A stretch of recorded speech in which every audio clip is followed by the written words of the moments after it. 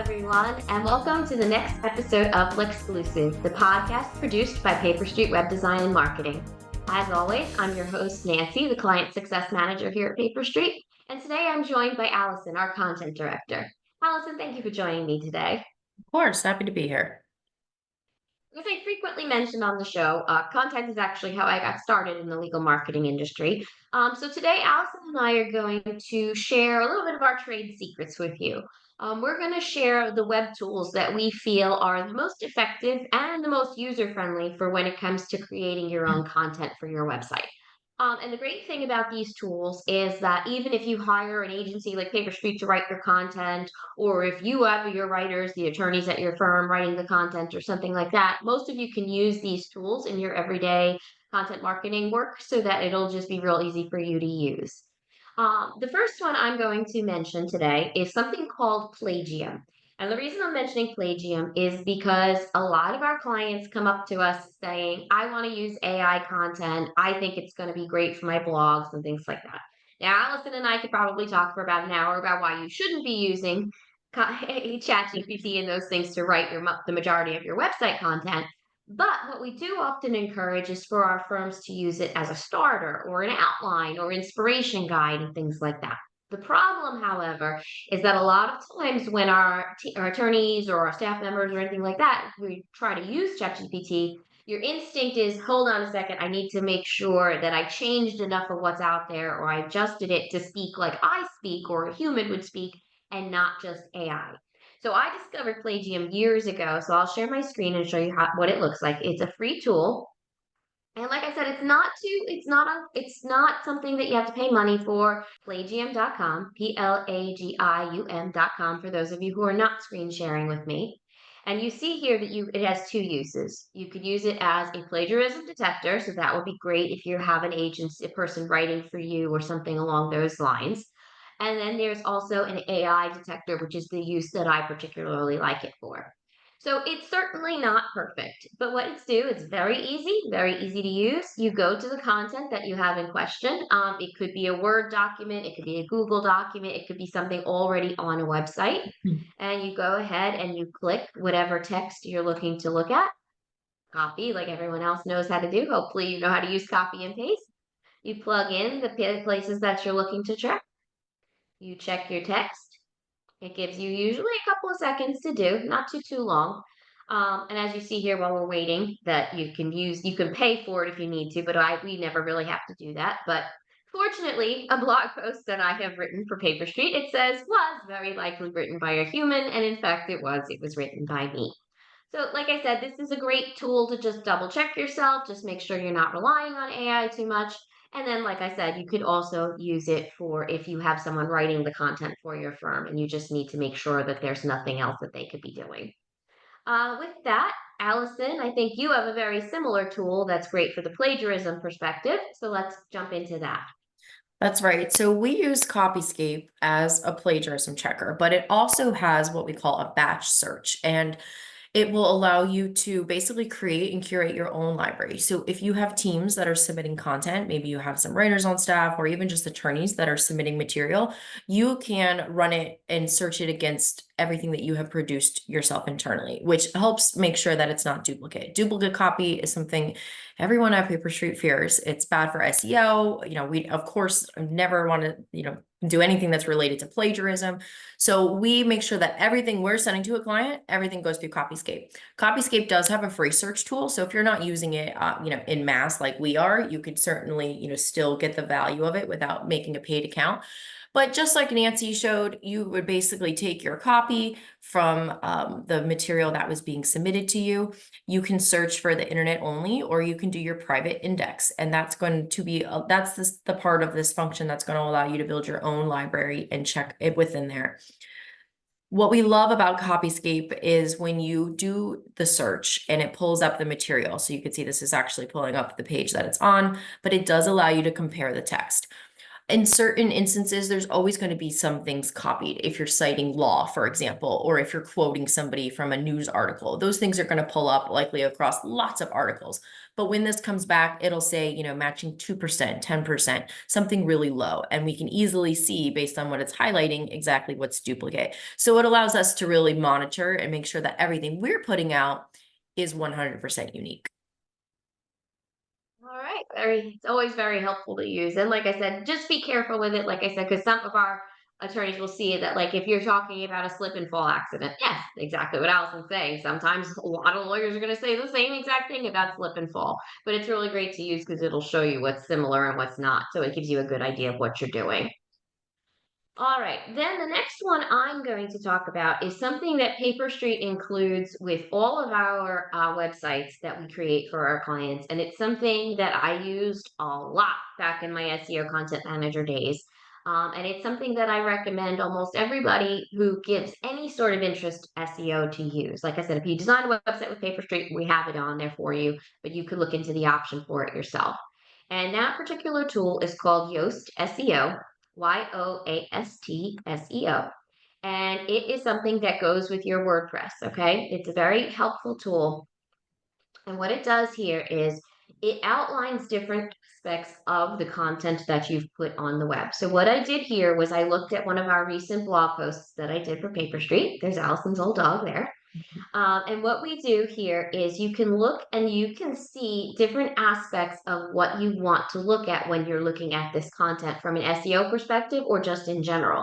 So this is a blog post. I didn't particularly want to necessarily have it be anything relevant for keywords or anything like that. But like, let's say I wanted it to be remote work because I already talked about remote work. When I type that in, I get a little smiley face here that will tell me, did I do a good job of trying to outline this for remote work or did I do a bad job? It's very self-explanatory. If it's great, if it's green, you're doing a good job. If it's red and sad, then you know that you may need to make some changes. Beyond that, it will actually show you all of the different elements that could be contributing to why you got a happy face or a sad face. So what it'll look like it'll look at where your key phrase is. It'll see if you have key phrases in your headings. It'll see if you have links. It sees if you have a good keyword density, what if it's in your meta description, things like that. I do caution that you do need to have some SEO knowledge before you actually use this tool because, again, you can't use this in place of an SEO campaign. Because, for example, keyword density is one of the tools that's measured with that Yoast SEO, but it's highly, highly subjective. So, in other words, this may say your keyword distribution is terrible or great, but that's not always the best case. But that being said, it does give you a really good idea of some of the things you should be looking at, things like internal links and all of that. And you can test each and every one of your pages of your site using this tool. And it's a really good gauge of what it is you need to do for just basic SEO optimization. Again, this is not going to be enough to make you rank #1 overnight. But if you can prevent yourself from having any SEO pitfalls with the content that you create for your site, why do that? So just use a tool like this to check it. And like I said, if you don't have it on your site, you could always purchase the plugin yourself. But like I said, it's completely up to you. So if you take away anything from today's podcast, take away that you need to download Grammarly. It is an amazing tool. The free version is fantastic. We worked many years with just the free version before doing the paid version, and it's a requirement for everyone on our content team to have Grammarly downloaded. So this is exactly what it sounds like. It's a spell checker and a grammar checker. Some versions now have like the AI built into it. I'm not a huge fan of that, but essentially you're just going to copy in whatever text that you've written. And on the right-hand side here, it is going to make suggestions for a few different categories. So correctness is basic things like punctuations and commas, making sure that's in the right spot. Clarity is stuff like word choice, sentences that are ongoing. Engagement is kind of tone, making sure you're being more proactive in the voice, making sure it's the correct friendliness level. Sometimes it'll spit out something that says that it's a negative tone. And then also your delivery. So, and you can customize this to however you'd like. If you don't care about these three categories and you just want a straight up grammar checker, you can just turn the red section on and it'll just do that. It allows you to make the changes directly. You can accept and deny them and it changes the text automatically, which makes it really easy to paste back and forth. But it also has a plugin, I think you can see at the top of my Chrome here, which will open up automatically in anything that I'm typing within the web. So for us at PaperStreet, that means it's going to do Google Docs, and we work very heavily in Google Docs. So automatically it pops up in a Google Doc at the bottom. I can turn it on and it automatically shows me what I need to fix and fixes it automatically as I select those buttons. It also opens up in our Outlook programs when we have it installed on the computer. So it's really easy to use. You have the desktop version, the plugin version, it'll pull up on your email. It's an easy way to quickly, give even your emails just a double check to make sure that everything you're writing is clear and coming across the way that you intended. Definitely a must-have. All right, and then the next tool we're going to look at, once again, is geared toward SEO. But again, that was how I got my background here at PaperStreet. I was started out in SEO. And it's, again, the kind of thing where, you know, every firm should care a little bit about SEO. You may be a word of mouth firm or things like that, but there's always opportunities for improving yourself and where you appear in search engines, where do you show up in Google, things like that. So one of the very first tools that I ever started using was from the company Moz, M-O-Z. Moz is one of the SEO juggernauts out there. You can Google Moz yourself. It's out there. They have great research articles. They have other tools that you can pay for, things like that.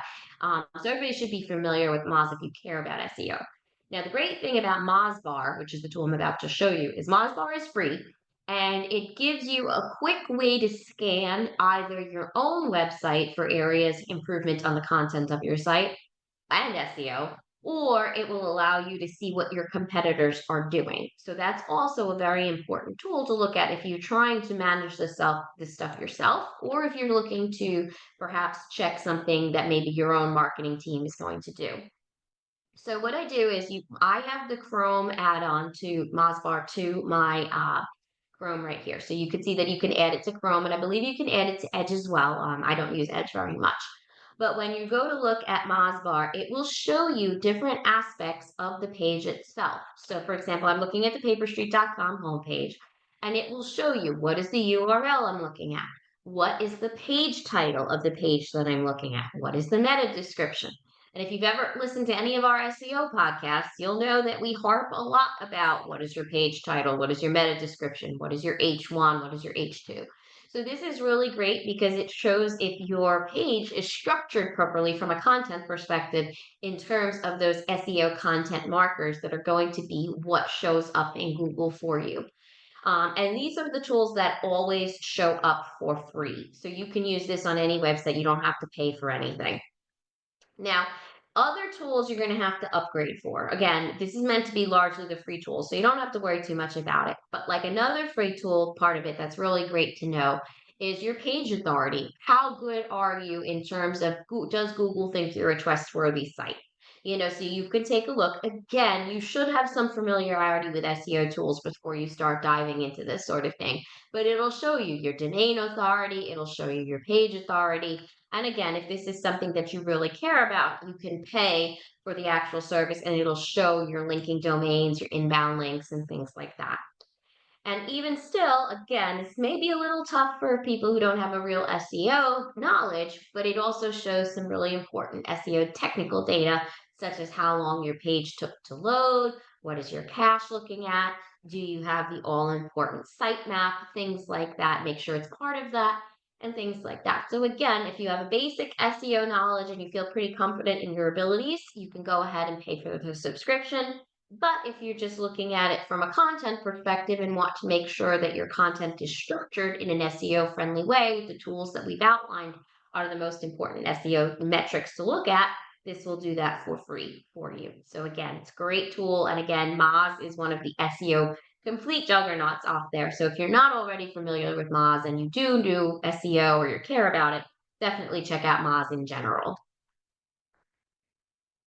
All Our right, Allison, what have you got for us? Yeah, our next tool is similar in the vein that it's, geared toward SEO. So as Nancy mentioned, we don't do AI content and we don't recommend it. We think that in the long term, that's going to only hurt your website efforts. So steer clear of that. But phrase is probably the best use of AI technology that we have, experienced to date. And what this basically does is help you optimize a page and also help you plan out what the headers of a page might be based on search results. And those are very helpful tools, kind of like mapping out what the page might look like, the subject matter of the page should be. So then you can basically fill in the blanks. So this is app.phrase, Frase.io. And basically what we're going to do here is if you make a new document and you do the SEO workflow, I'm going to pull this URL in as an example. Then we can type in the query. So the query is going to be, whatever your keyword phrase is. So in this instance, we're going to do law firm press release.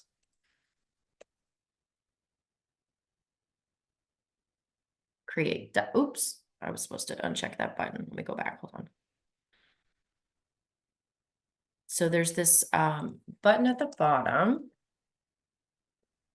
that's import from URL, and we are going to drop our URL in there. You could also start from a blank page if you didn't have content. We use this more as an analytic tool. So we see a page might be dropping in rankings and we say why. We need to look at how we might want to tweak the optimization. So I'm going to click insert content. The document or the phrase is automatically going to pull in the content that's on that page. And then we're going to start the research over here on the right-hand side. And it's going to tell me based on other pages that are ranking for that keyword, what words I'm missing, what words I might have too much of, what phrases I'm missing or might have too much of. It'll also suggest some headers. It'll tell me if I'm short on images or links. It really does kind of a really good analysis of the page that kind of helps shed a green light into where you may be lacking. And very often then we can see, oh, this page is over optimized for this, or this page, oh, we don't even mention the word potential clients on this page. We can directly edit the material on the left-hand side here and then copy it directly back into WordPress.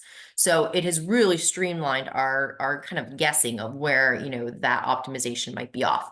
So you can see we get on our research side of the handlebar here, the search engine results. The outline, this allows you to pull in various headers that Google is seeing on other pages that are ranking for this. And this is the optimize tool, which is our favorite. So you can see here, it's giving you a score. It's telling you we're short about 250 words. You have more headers, less links, less images. And then you can see that it's pulling in the phrases, right? So of the other ranking pages, we're using the word company news. Sounds like we need to add company news to this page on the left. It's just a really good analytic tool. It's really fun to play around with. It gives you a lot of great information to help you kind of map out and plan what you might want your page content to be based on exactly what Google is saying is ranking. And we do have the paid version of this, but the free version is also very helpful. It just limits your search. So, you can do X amount a day. Really, really great tool for anybody who's looking to take their marketing seriously.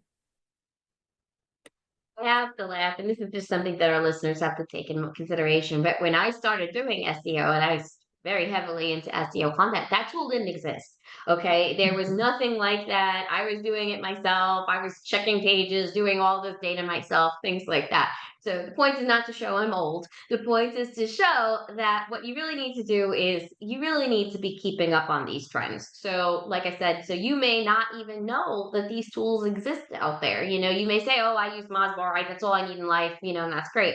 Which is why we do create this podcast, which is why we do the blog on PaperStreet.com and things like that, for you to just really see what tools are out there. Because, like I said, this didn't exist when I was doing SEO, and it wasn't that long ago that I moved over to this role. The point is the game really changed a lot with tools like that. So this is hopefully just a friendly reminder that just don't stay stuck in your ways and to take a look out there for what's available to you. All right, moving on to my next tool. This one is a super primitive, super easy tool to use. But what I do is a lot of times people will ask me, how do I check if I'm ranking on Google? What do I need to know to see if I'm ranking? Things like that.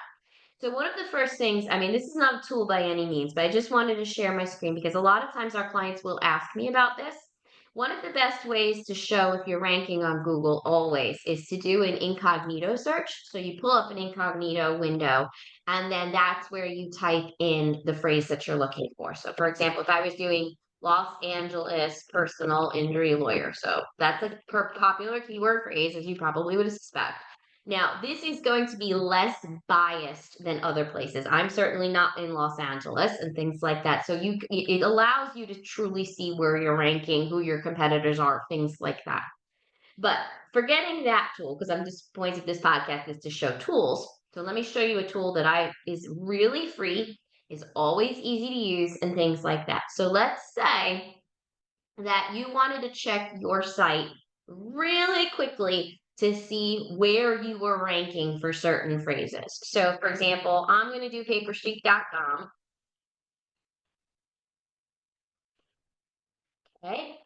And what I'm going to do is I'm going to check something I know I don't want to rank for, but it's just for the purposes of this. So, AI content generation, AI content rules, AI content creation, things like that. And you could type in any sort of phrases that you want.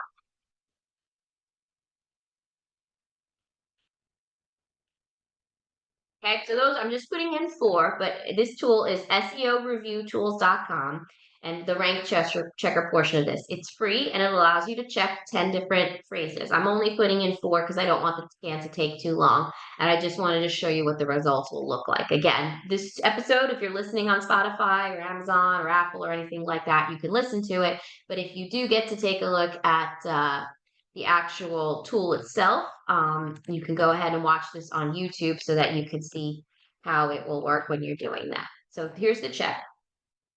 I'm performing the check right now. And it usually runs really fast. If you're checking 10-word keyword phrases, it will take a little bit longer. And this will show you that we are not ranking for those phrases, which is good because we don't want to be ranking for anything like that. But it will show you different things like what search engine did you use? Are we in any of the top 10 of Google for any of those phrases? What is our average ranking and how many keywords you checked? So there was no data available for us on our pages of PaperStreet because we're not trying to do that. However, if you were trying to rank for something like Los Angeles personal injury, it would show you whatever pages here were actually ranking for you, what keyword it was, where it was on Google. And then even better is that it will show you the true pages that are ranking for this sort of thing.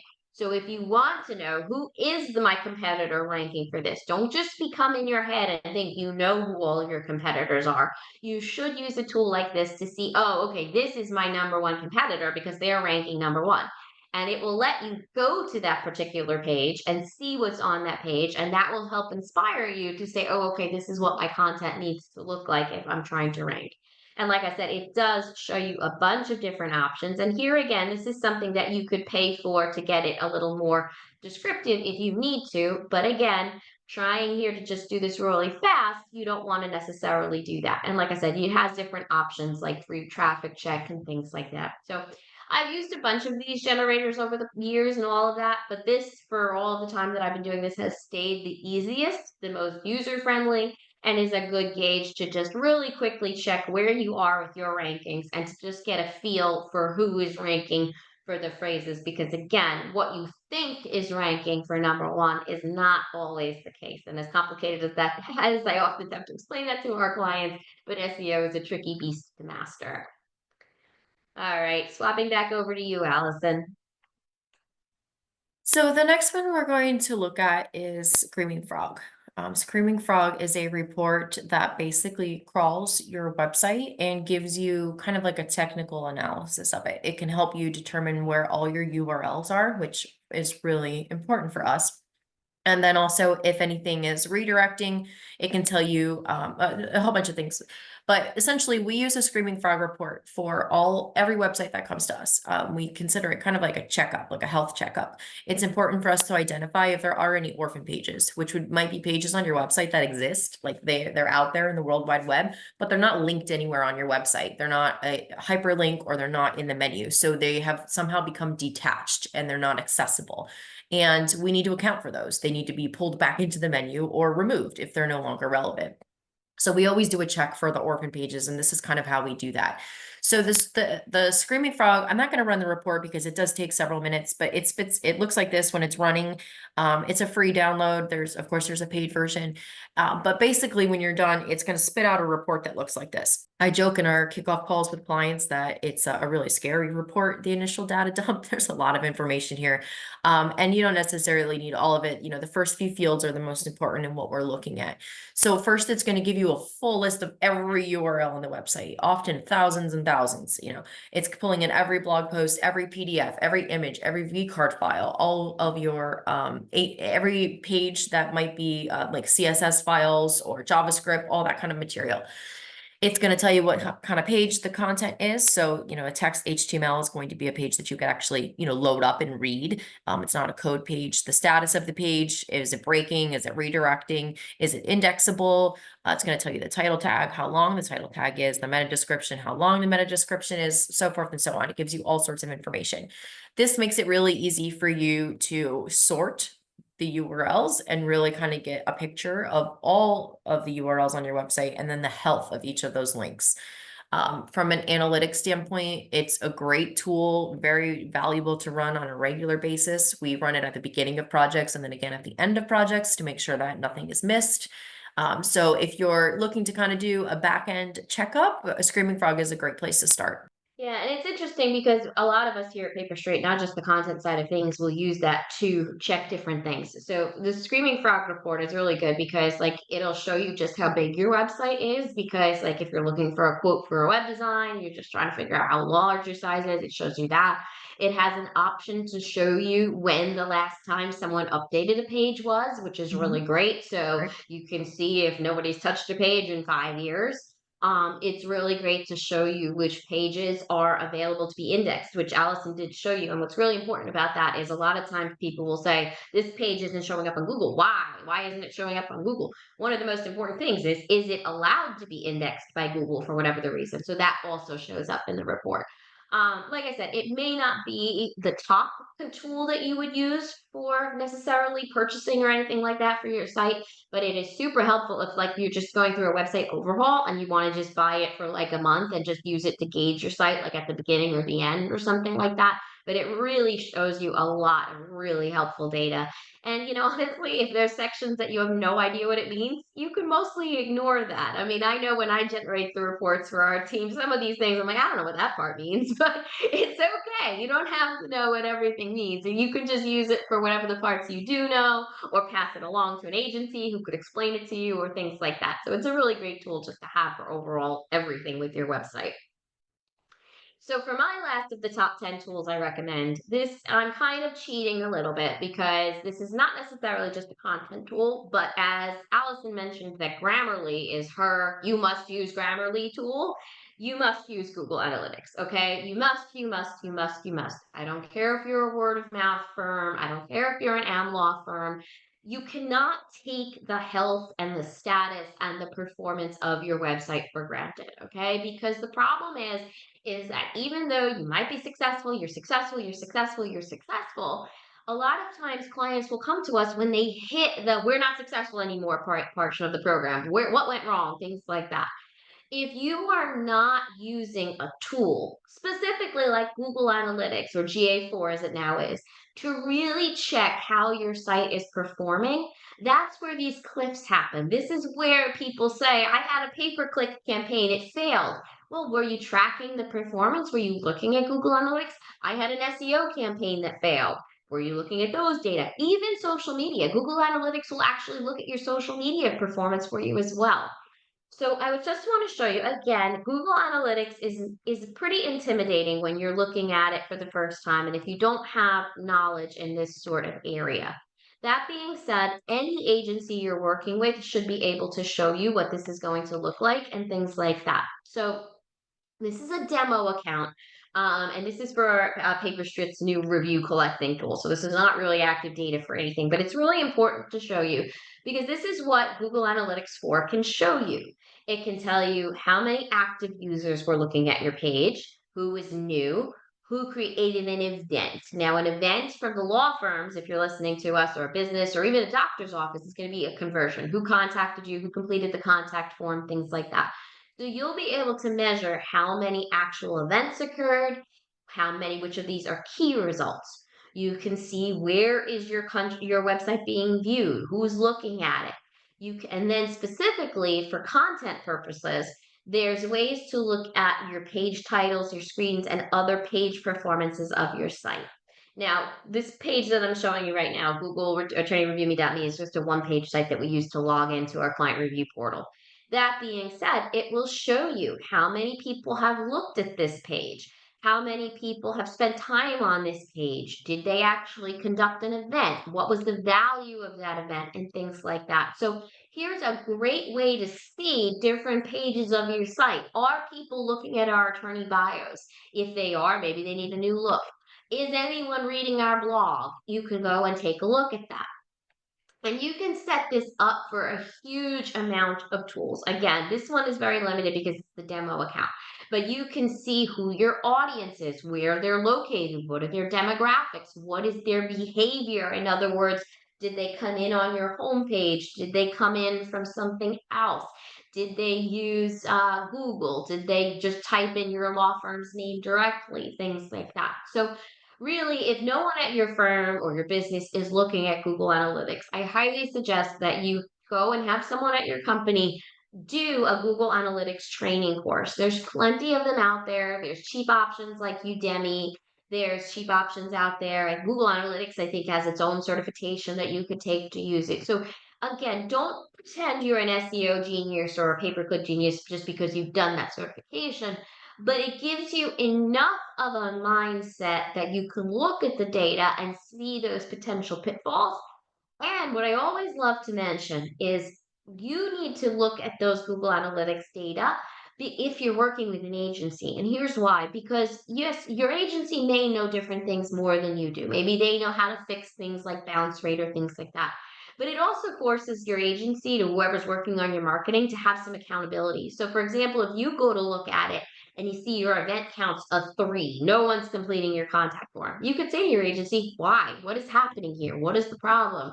Or if you see that no one is looking at your blogs have 0 views in the past 2 months, hold your agency accountable. Say, why is this not ranking? What is it happening here? Things like that. So again, if you do anything with your website, if you care at all about marketing, learn how to use Google Analytics. Don't pretend you're going to be a genius at it overnight. Certainly, it's really hard to use, but just use it as a good gauge to really understand if your marketing efforts are working. And if you don't know if they are or not, have an agency do a quick analytics. I mean, PaperStreet will do like an hour report based on what your analytics is telling us. And you don't have to use PaperStreet. You can use another agency. But point is that is the single-handed best gauge of how your site is performing on an overall marketing level.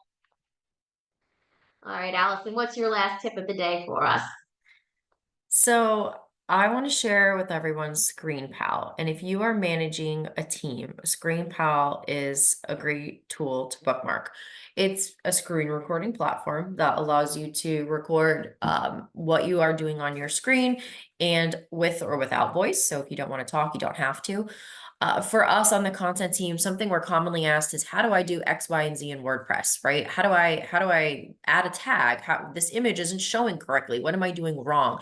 And we always say, hey, just do a quick screen share, or I'll do a quick screen share and say, this is how you do it correctly. We also at PaperStreet double dip. So if I'm doing that and I'm explaining to a client, this is how you add the proper featured image in WordPress, that's really easy for me to upload the same video to YouTube. And then I've just, kind of created content from a marketing perspective. We've also had a lot of success using ScreenPal in training and HR purposes too, when we're onboarding new employees and trying to show them how we use our internal systems. Really, anybody managing a team can use this. You can see I have almost 400 videos. It logs everything. You can name them. I probably should do better at doing that. But often when I'm working with my internal teammates, I'll just do a quick record, send it their way. It explains everything. It saves the need for another meeting. And it has been very valuable for us, really for our entire team, as well as, all the clients that we work with on a regular basis. I strongly encourage law firms to do this because a lot of times law firms will tell me, "Oh, our attorneys don't update their bio." Okay, have PaperStreet or someone else record what exactly you're supposed to do to update your bio. Or another one is our attorneys don't write blogs, or if they do, they don't know how to post them. Here again, you will save yourself plenty of headaches with just having this link available saying, here, team, this is how you update your bio. Here, team, here's how you add a blog. Yep, Again, it's so great. As long as one person in your team knows how to do it, then you can train the rest of you. And a lot of people are visual. I myself am. I'm not very good if exactly. someone speaks directions to me. It's just that's not how I Correct. respond. I respond much better if I can watch it being done. And I'm sure that's Yes. at least maybe a third to 50% of your firm or your business or anything like that. So that is a really great tool to end on because, like I said, it'll save you headaches. It'll help everyone be on the same page. And it's a great way to just make yourself more easy. And just, hey, little bonus tip, if you work in a type of area of law that you're answering these kinds of questions for clients, like how to fill a custody agreement out or something like that, if it's really easy, guess what? Record yourself doing it, put it on YouTube, put it on your website, and guess what? Your clients will see it.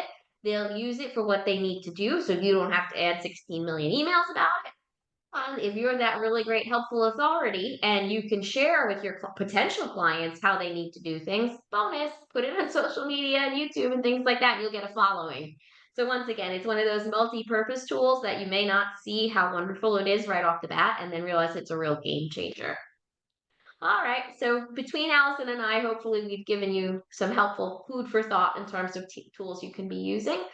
We've outlined 10 of them. Again, this will be available on typical podcast platforms and YouTube if you need a chance to want to see how these screen shares were working. All right. Thank you, Allison. I know that I learned some tools I hadn't used before, and then hopefully you, the audience, did as well. Thanks, everyone. Till next time. Take care.